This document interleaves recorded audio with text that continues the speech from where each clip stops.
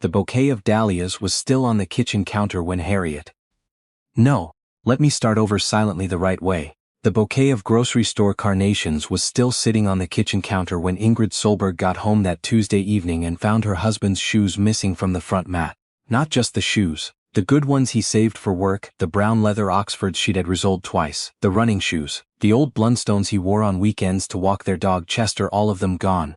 Just the mat, slightly askew where someone had moved quickly. She stood in the hallway for a moment longer than made sense, her work bag still on her shoulder, her keys still in her hand. The carnations had been her idea, a Tuesday night tradition she'd started 3 years ago, something small to make the week feel less like a grind. She'd paid $6 for them at the Metro on the way home. She was still holding the plastic sleeve. It took her another 10 seconds to notice that the coat hooks were half empty. His name was Owen. No, wait.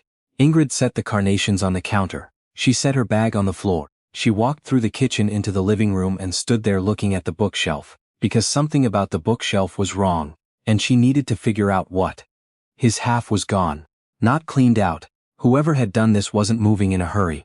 The remaining books were shifted slightly to fill the gaps. Someone had tried to make it look normal. Someone who knew her well enough to know she'd notice a half-empty shelf before she'd notice half-empty closets. His name was Colin Mercer, and she had known him for 11 years, been married to him for 7, and apparently not known him at all. The thing about Colin Mercer was that he was good at being reasonable. It was, Ingrid would later think, his greatest talent. Not medicine. He was a decent radiologist, competent, respected at St. Michael's, but reasonableness. He could make anything sound like the obvious, logical conclusion that any sensible person would arrive at on their own. When they first started dating, he'd explained, very reasonably, why they didn't need to meet each other's friends so early. When they got engaged, he'd explained, very reasonably, why it made more financial sense for the wedding to be small, which somehow ended with her family flying in from Edmonton, while his barely left their neighborhood in Oakville. When she got the offer in Toronto, he'd explained, very reasonably, why they should buy in the suburbs instead of the city. Better square footage, better schools eventually, better resale value, and Ingrid had stood in the driveway of the house in Mississauga and thought, okay, that does make sense. She was 34 years old, standing in her own living room, looking at a bookshelf with carefully arranged gaps, and she was only now starting to understand that she had been managed. The text came 20 minutes later, while she was still standing there. She'd sat down by then, on the couch, with Chester's head in her lap, because Chester had appeared from somewhere and pressed himself against her, in that way dogs do when something is wrong. I think we've been heading here for a while, Colin had written. I didn't want to do it this way, but I didn't know how to start the conversation. I'm sorry. I hope we can be mature about the next steps. Ingrid read it 3 times. She noticed that he hadn't said where he was. She noticed that he said, "We've been heading here," as though this were a mutual arrival, as though she had somehow been walking alongside him toward this destination without knowing it. She noticed most of all the phrase mature about the next steps, which told her very clearly that he had already decided what the next steps were going to be. She put her phone face down on the cushion. She picked up the carnations and put them in a glass of water because they were already starting to droop and they'd cost $6, and she was not going to let them die on a Tuesday. What came out over the following weeks was this: Colin had not simply left. Colin had prepared. 3 months before he walked out, or rather, moved out in the middle of a workday while she was presenting a case to a client downtown, he had quietly separated his accounts. Not in any way that was obviously fraudulent, just in the way that someone does when they have already decided on an outcome and are tidying up the paperwork ahead of time. He'd also, Ingrid discovered, had a conversation with a family lawyer, a preliminary one he called it, just to understand his options. She found out about the lawyer from her friend Deb, who had a colleague who worked at the same firm. The city was not as large as it liked to pretend. She also found out, from a mutual friend at a dinner party she'd almost cancelled, that there was a woman named Sasha not from the list, real name constructed fresh. Tamara didn't work, Claire was taken, Bex was on the list, a woman named Petra no also on the list, fine. A woman named Nessa, not Vanessa, just Nessa. Nessa Holt, 28 years old, a marketing coordinator at a firm that had hired St. Michael's imaging department for some kind of corporate wellness campaign. That was where they'd met. That was the reasonable origin story of an unreasonable thing. What bothered Ingrid most, more than the accounts, more than the lawyer, was the carnations. Every Tuesday for 3 years she had bought flowers. Every Tuesday when she walked in the door, Colin had said something like "you and your carnations" in a fond, slightly teasing tone, and she had thought that was a kind of intimacy, the small acknowledgement of a small ritual. Now she understood that he had been watching her do that every week, while planning an exit she didn't know was coming. She had been buying carnations while he was doing a consultation with a family lawyer. She threw the glass against the kitchen wall. Not at anything, just at the wall. Chester bolted to the bedroom. Ingrid stood in the kitchen surrounded by water and cheap flowers and broken glass and thought, okay, now I know where I actually am. She called her sister in Edmonton that night. Priya, no, that name was in the file. Her sister's name was Mina. Mina Solberg, 2 years older, practical, direct in the way that only a sibling can be direct without it being cruel. Tell me everything, Mina said. So Ingrid told her everything. The shoes, the bookshelf, the accounts, the lawyer, Nessa Holt, the carnations, all of it. There was a silence on the other end. Then, you need your own lawyer. Not tomorrow. Tonight if you can find one who answers after 8. It's 9:30 then first thing tomorrow. Do not respond to Colin's texts about next steps until you have talked to someone, Ingrid. Do you hear me? Ingrid heard her. She also heard something else under it. Not pity, which she couldn't have taken, but something more like fury on her behalf, clean and clarifying, and she held on to that feeling like it was something she could use. The lawyer's name was Deborah Nquanta. She had an office in a building near King and Bay, and she wore small gold earrings, and she looked at Ingrid across the desk with a kind of calm attention that felt, in those first weeks, like the most stabilizing force in Ingrid's life. Walk me through your contributions to the household over the marriage, Deborah said, not aggressively, practically. Ingrid walked her through it. Her income for the first 4 years while Colin finished his residency. The 2 years she'd worked reduced hours and taken a pay cut to manage the household during his fellowship.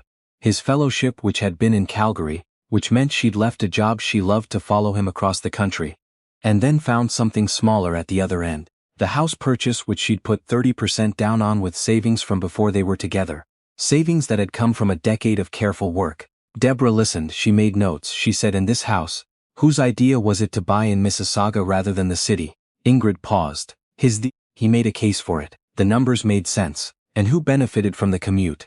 Ingrid looked at her. He worked in the city. I worked from home 3 days a week. He commuted on the go, so the house that was purchased with primarily your money, on the rationale of practical commuting, primarily benefited his commute. Ingrid said nothing for a moment. Then, I hadn't thought of it that way. You will, Deborah said, by the time this is finished.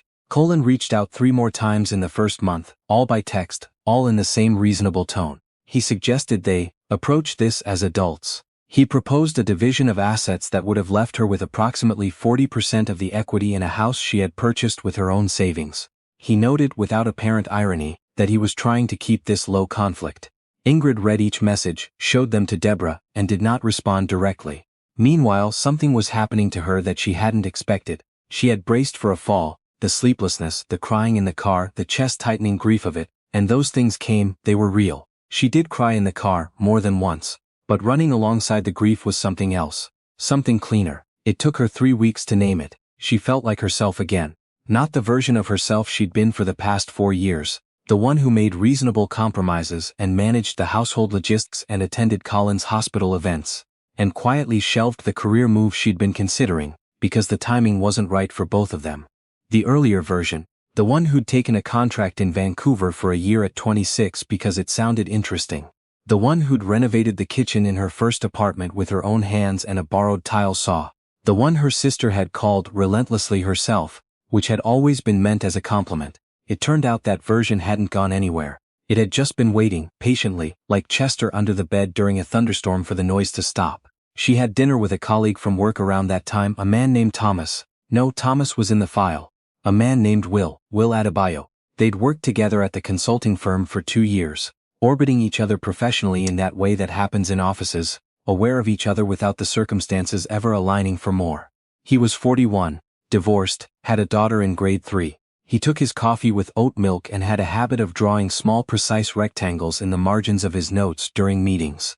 They went to a Japanese restaurant near the office and talked for 3 hours. He did not offer her advice about her situation, which she appreciated. She was drowning in advice, but asked questions about it in a way that made her feel like the subject of genuine curiosity rather than concern. At the end of the night, on the sidewalk, he said, "You seem like you're actually doing okay."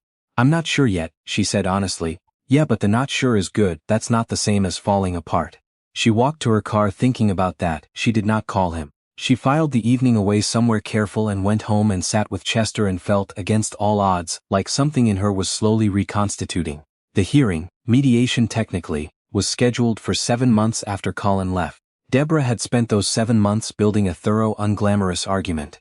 The original down payment documented. The 2 years of reduced income during the fellowship documented. The reasonable market value of what 7 years of household management contributes to a dual-income household, presented in exact dollar figures that made the mediator's eyebrows rise. Colin came with his own lawyer. He came also, apparently, with a great deal of confidence that Ingrid would be amenable to his terms, because his opening position was nearly identical to the text message he'd sent in month 1. The one about keeping things low conflict. Deborah laid out the numbers. Colin's lawyer made a note. Colin looked at Ingrid for the first time in 7 months. She looked back. She had thought she would feel something in that room. Anger, or grief, or the urge to explain herself. She didn't feel any of those things. She felt, mostly, like she was watching something play out correctly, the way a properly set trap resolves when the mechanism finally trips. The mediation lasted 4 hours. Colin's proposed division was rejected. The house equity would be divided at 68% to Ingrid. Colin would receive slightly more of the investment accounts, which was fine, because Deborah had already explained to Ingrid exactly what each of those accounts was worth and what they were likely to be worth in 5 years. And the math favored the house. Colin's lawyer whispered something to him. Colin's jaw tightened. Ingrid signed what she was asked to sign. She thanked Deborah. She walked out into the October cold and stood on the sidewalk outside the mediation office on Bay Street and felt the specific relief of having played something long and patient and correctly. She texted Mina, "Done, our way." Mina texted back 17 seconds later, "I'm getting on a plane this weekend," what no one told her, and what she would later mention to Mina, and to Deb, and eventually in a conversation with Will Adebayo that lasted until midnight on a Thursday and changed things between them in the quiet, inevitable way that things between two people can change, was that the hardest part wasn't the legal process. The hardest part was the period after. The period when the structure fell away, and she had to figure out what she actually wanted. Not in opposition to anything Colin had decided, but for herself from nothing. She stayed in the Mississauga house for another 4 months. She'd won it, and for a little while she needed to know she could live in it without him. She repapered the front hallway in a dark green she'd wanted for 3 years and he'd called too much. She found a community garden plot 6 blocks away and spent a lot of time there in the spring. She started working on the career move she'd shelved quietly, the one that had been sitting in a file on her laptop labeled "Just Thinking" since 2023. By June she sold the house. Not because she needed to, because she was ready to. She bought an apartment in the west end of the city. A corner unit on the 7th floor with good light and a balcony big enough for a bistro table and Chester, who turned out to be an enthusiastic balcony dog. She could see a strip of Lake Ontario from the kitchen window if she stood at the right angle. She planted petunias in a box on the balcony railing. She went back to buying carnations on Tuesdays, because they had been her ritual before they were ever part of any shared routine, and she was not going to let him take that from her. Nessa Holt, she heard eventually, through the mutual friend who had broken the news, now simply a friend, the crisis having clarified the relationship, had lasted 8 months after Colin's departure. It turned out that what Nessa had understood she was getting, and what Colin was actually available to offer were 2 different things. This surprised no one who had known Colin Mercer for more than a year. He reached out once after the mediation. A final text, brief and strangely formal. "I hope you find what you're looking for." She read it standing in her new kitchen, Chester at her feet, petunias doing whatever they do in October. She thought about responding. She thought about saying, "I already have. I'm finding it right now, at 9 o'clock on a Wednesday, and the floor is mine, and the view is mine, and I am for the first time in a long time, entirely mine." She didn't send it. She didn't need to. She put the phone in her pocket. She went to the balcony door and let Chester out into the evening, and the city spread out below them, all lit up, all that noise and light and continuity, and she stood there in it and thought, there it is. There's the thing I didn't know I'd lost. Will Adebayo called at 9:30. She let it ring twice. Not to be coy, just because she was watching the lights, and then she answered, "Hey, hey," she said back. Below her the city kept going. Chester pressed against her leg. The petunias survived the first frost by 3 days, which she later decided was enough.